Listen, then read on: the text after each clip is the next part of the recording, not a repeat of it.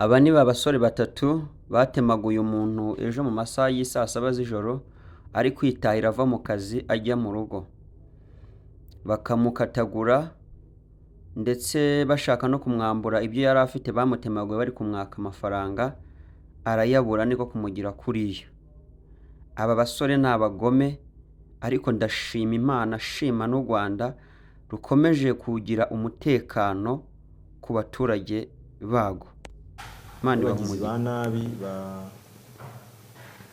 bakorewe ubugome bukabije umudamu witambukiraga mu kagari ka Rwampara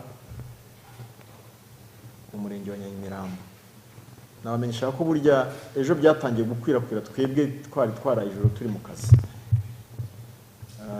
Ntabwo kuri twebwe ntabwo byari bishya, ntabwo yari breaking news, twari tubifite turiho tubikoraho. Muri iryo joro rero abagabo batatu, uwitwa Gatari Edimo ariwe Alias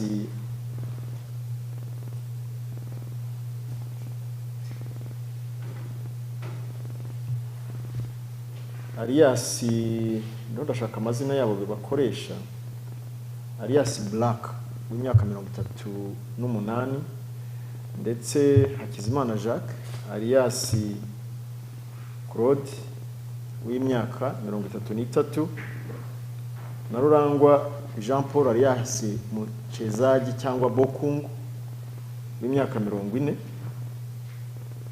Bafashe umudamu witwa Nyampinga Claudette wari utashye mu kagari ka Rwampara, kuko niho atuye hariya hafi n'umusigiti wo muri Rwampara. Uko nababeretse mbere, umwe muri bo ariwe